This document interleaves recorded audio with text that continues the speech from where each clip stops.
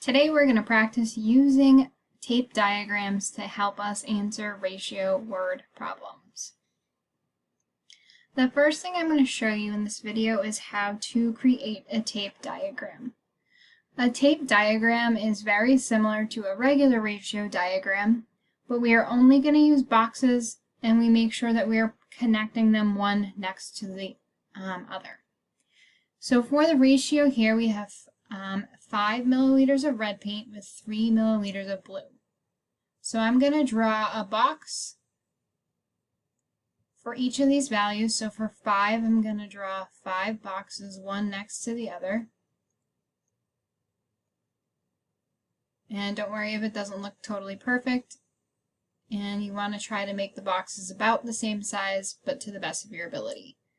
And I'm going to label that as my red. The other thing we are mixing in this ratio is blue paint, and there are 3. So I'm going to put 3 boxes, and it's important that it is directly underneath the first set. And again, you want to approximate that they're about the same size, and I'm going to label that part of my diagram blue. Right now in my diagram, each of these boxes is represented by a value of 1. Because I have 1 milliliter of paint in each to get a total of 5 red and 3 blue. Really important here when we are counting how much maroon paint, that's counting the total number of boxes.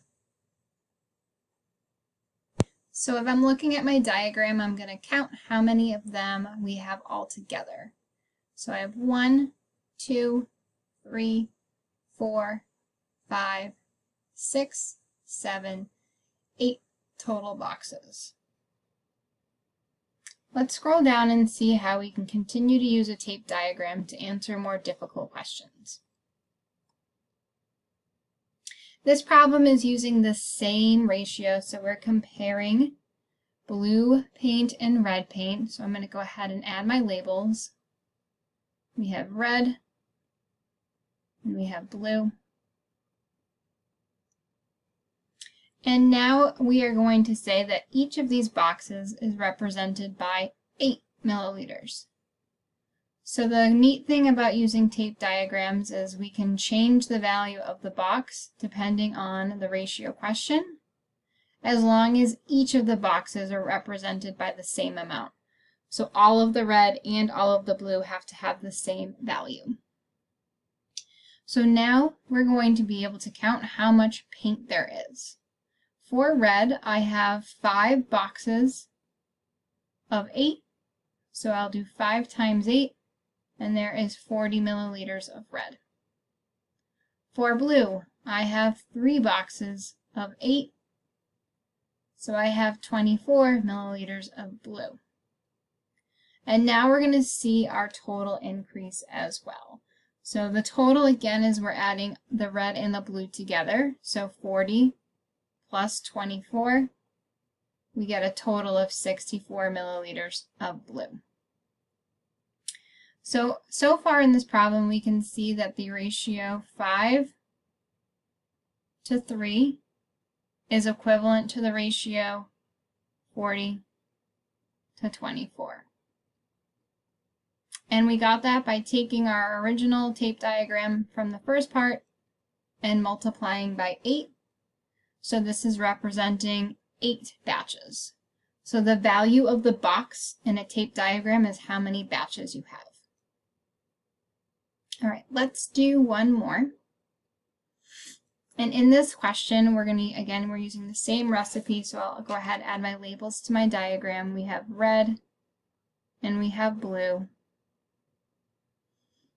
And in this problem, we're trying to figure out if I need a total of 96 milliliters of maroon paint, how much red and blue should I mix? So when we're talking about the total in a tape diagram, I'm going to bracket this off and indicate that the total of all of my boxes needs to become 96. So in order for me to figure out how much red and how much blue, I need to figure out what the value of one of the boxes in the diagram is. We've already counted and we know that there are 8 total boxes. And so to find the value of 1, I take the 96, the total amount that I need, and I'm going to divide it evenly into my 8 boxes. Feel free to use a calculator if you don't know this one. 96 divided by 8 tells me that each of these boxes has to have a value of 12. And so we can go ahead and label 12 in each. And so that means that I have created 12 batches to get a total of 96 milliliters of paint. To find now how much red, I have 5 boxes of 12. So 5 times 12 is 60. And for blue, I have 3 boxes of 12. 3 times 12 is 36. And if I add those two numbers, you'll see indeed I do get 96 milliliters in total.